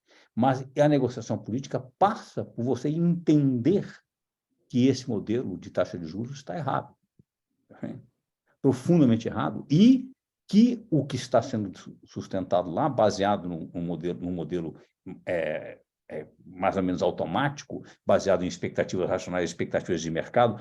E o que são as expectativas? Expectativas do mercado financeiro, da Focus, você pergunta aos agentes do mercado financeiro, você veja a circularidade. Olha, nós não podemos baixar a taxa de juros porque o mercado financeiro tem expectativas altas. Perfeito? Mas, então, não é o Banco Central quem pauta o mercado financeiro, quem dirige o mercado financeiro. É o mercado financeiro quem pauta o Banco Central. Então, se o mercado financeiro acha que não há equilíbrio fiscal e que a inflação vai subir, porque a gente acha que vai subir, a gente põe a taxa de juros para cima e o Banco Central, então, não pode baixar, ele sobe a taxa. Agora, então não precisa de Banco Central. Deixa o mercado financeiro definir tudo. Então, isso é preciso ter, mas para confrontar qualquer concepção, você precisa entender bem como funciona essa concepção e saber criticá-la. Se você se intimida, perfeito? Porque acha, olha, eu não tenho como enfrentar o argumento dessa concepção equivocada, que é o fato de grande parte da esquerda, porque grande parte da esquerda, inclusive, não entende o funcionamento do mercado financeiro e do Banco Central. E, por isso mesmo, em todos os governos do PT, o Banco Central foi sempre delegado, nunca saiu da mão dos economistas mainstreams, ortodoxos, sobretudo de formação na PUC do Rio, de onde eu sou e fui professor e fundador. Enfim, nunca. Ele disse, olha, vamos delegar a política monetária para aqueles que entendem do assunto e vamos tratar de outras coisas. Isso nunca atrapalhou demais, porque o país estava com condições muito favoráveis e surfou uma onda favorável, de termos de troca favorável, etc., nos 2 primeiros governos Lula. Depois, quando começou a dar problema, já no governo Dilma foi evidente. Tá? E agora, com um Banco Central fazendo uma política estapafúrdia, do ponto de vista de taxa de juros, isso é muito evidente. Isso sabota o projeto do governo. Agora, o enfrentamento disso é um enfrentamento que exige uma capacidade intelectual de contestar, analítica de contestar, confiança na capacidade de contestar e para isso fazer o enfrentamento político, que o governo decidiu, por razões que só ele saberá avaliar, não fazer. Ou seja, não é fácil sair dessa sinuca de bico. Nós temos 2 questões. O Matheus vai fazer e depois o Daniel, e aí nós fechamos essa conversa com André Lara Rezende. Por favor, Matheus. Obrigado, Thames. Primeiro, eu queria dizer que eu fiquei feliz com o rumo que a conversa tomou, porque eu já estava me preparando aqui para pedir desculpas pela minha pergunta que eu tinha programado fazer, porque eu achava que ela era muito filosófica ou talvez muito política.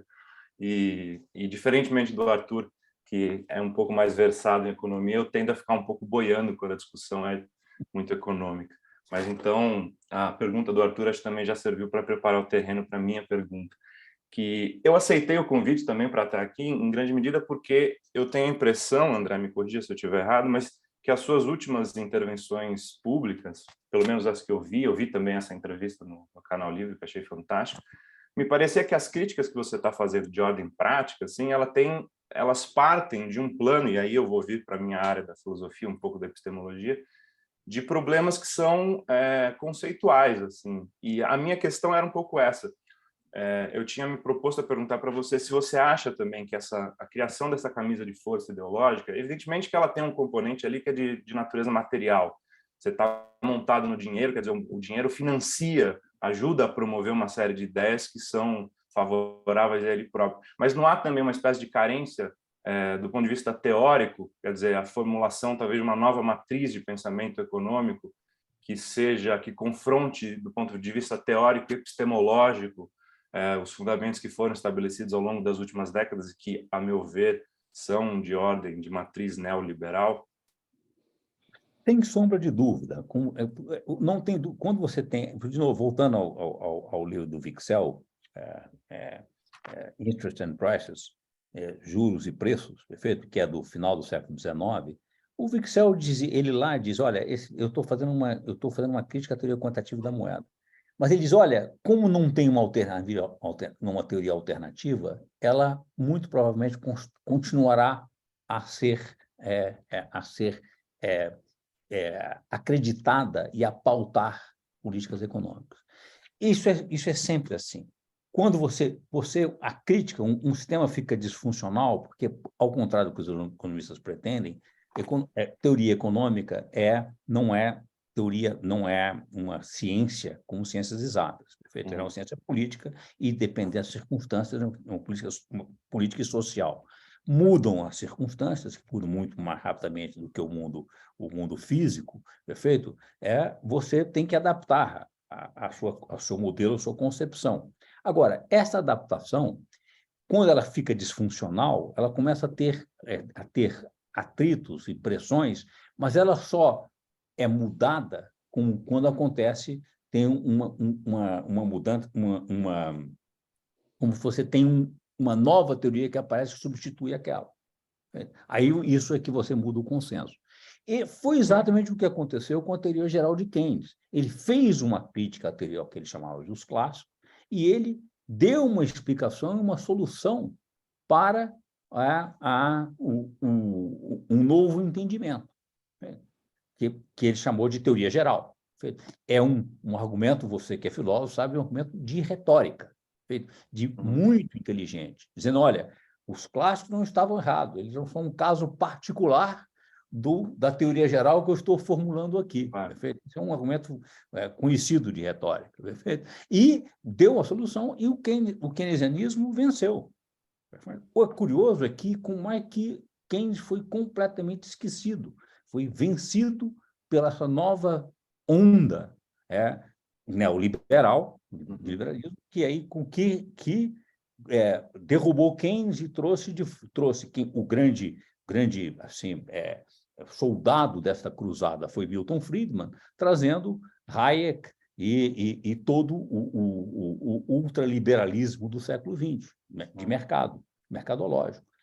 Como é que isso virou dominante é um tema muito interessante, né? E eu concordo com você.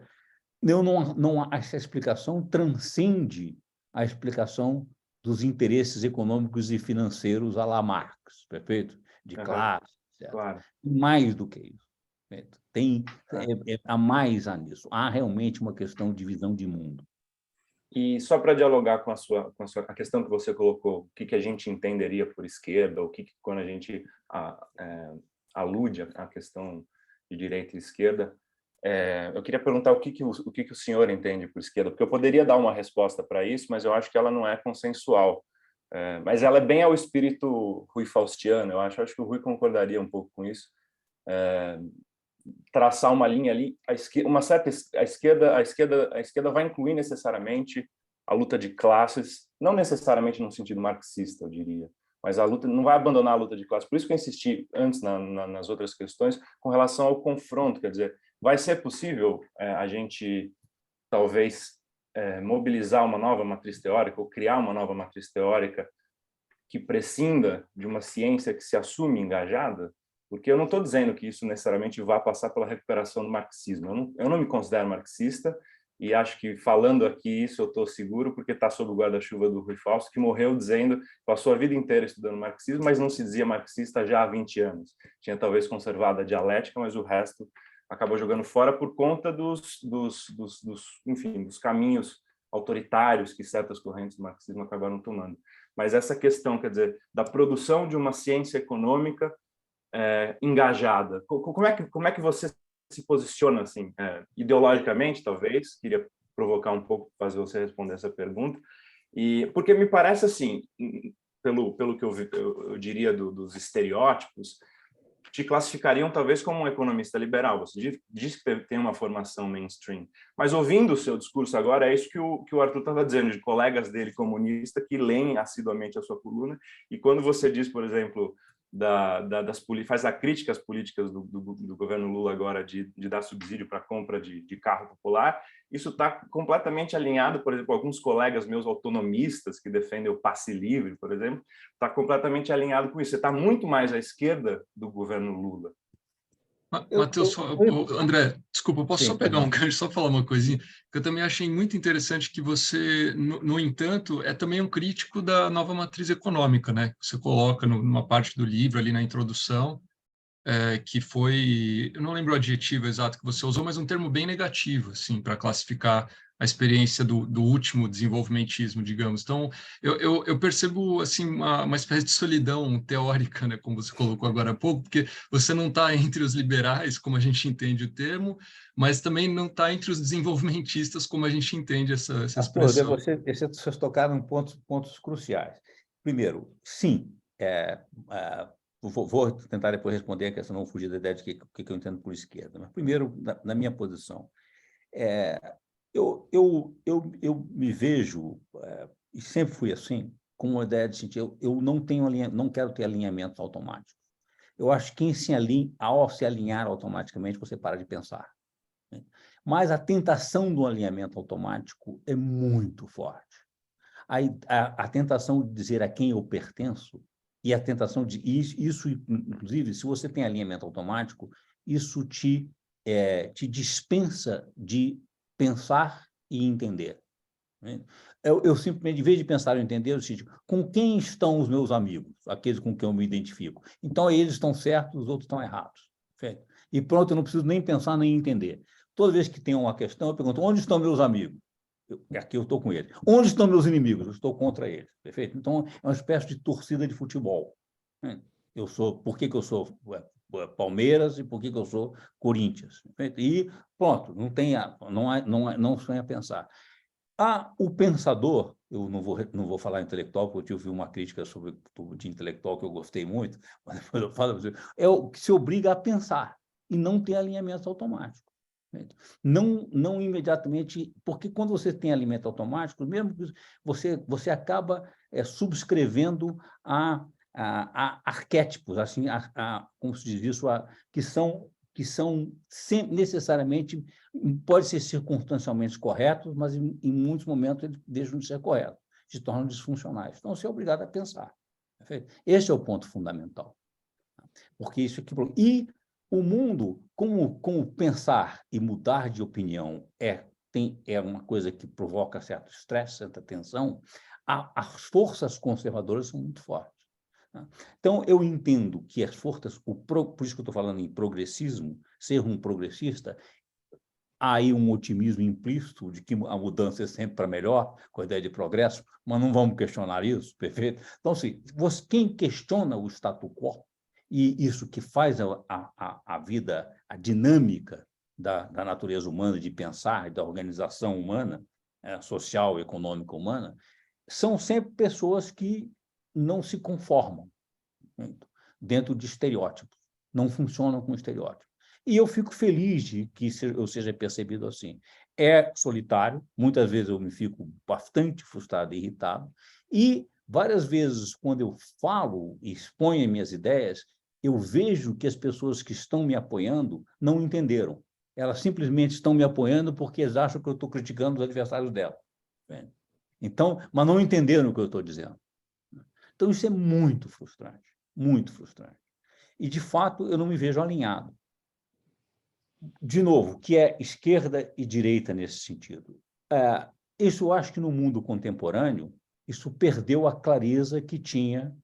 Evidentemente, vocês sabem que esquerda e direita vem da Revolução Francesa, de onde se sentavam na Assembleia. A ideia, isso valeu durante o século XIX e século XX, foi bastante, é uma medida muito clara de quem estava questionando as estruturas estabelecidas, primeiro, do mundo aristocrático, e, portanto, você podia ser de esquerda e ser burguês no início, depois a crítica marxista, onde, olha, a crítica à burguesia e o domínio de classe daqueles que detêm o poder do capital. A visão hoje contemporânea, de certa forma, acho que o capital, inclusive, deixou de ser dono do capital hoje, o capital é difuso, é esse capital financeiro difuso, isso exige uma outra concepção. Eu nunca fui marxista, mas a minha leitura de Marx hoje, do ponto de vista físico, eu acho muito melhor do que eu achava. Eu vou dizer o que se fez em termos de política de Marx, não vamos dizer que é equívocos extraordinários, mas Marx em si é absolutamente um extraordinário pensador e um extraordinário filósofo. Muito, eu não tenho dúvida nenhuma mais sobre isso. Agora, voltando à esquerda, o que é direita, para mim, é muito claro. Existe uma direita civilizada. A direita civilizada no Brasil era o que se tornou o PFDB. O PFDB veio de ser um partido, um movimento social-democrata, se pretendia social-democrata, e se transformou na direita conservadora civilizada. O espaço da direita foi tomado por uma direita radical, incivilizada, cuja expressão é o Bolsonaro, e o espaço à esquerda, o PT, foi se transformando gradualmente no espaço do Partido Social Democrata. Curiosamente, quer dizer, ele se transformou no que o PSDB era. Ele sempre foi isso. Então, e o social-democracia é exatamente isso. É conservador na economia, na macroeconomia, e, de certa forma, você pode dizer, progressista ou social progressista em termos de políticas assistencialistas.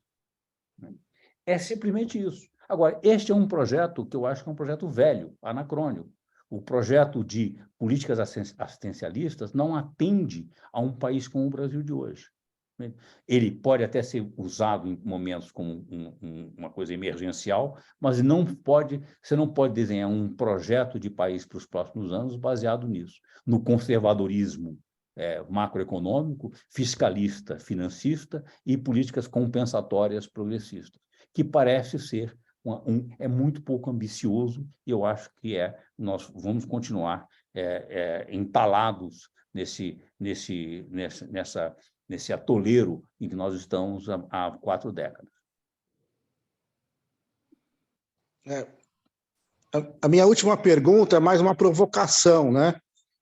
O Brasil, salvo engano, teve momentos de muito crescimento e desenvolvimento, mas geralmente isso não vem acompanhado de uma justiça social, né? Foi um crescimento mais concentrador. A provocação é o seguinte: o que tem que ser feito para colocar o Brasil num caminho de desenvolvimento com justiça social? Vamos lá, crescimento não é desenvolvimento, perfeito? É diferente. Você pode crescer muito e não ter desenvolvimento. Nesse sentido, desenvolvimento, usando aí a definição de Amartya Sen, é uma ideia de aumento das possibilidades da sociedade, de todos. E ele tem que ser inclusivo. Agora, como é que se faz isso?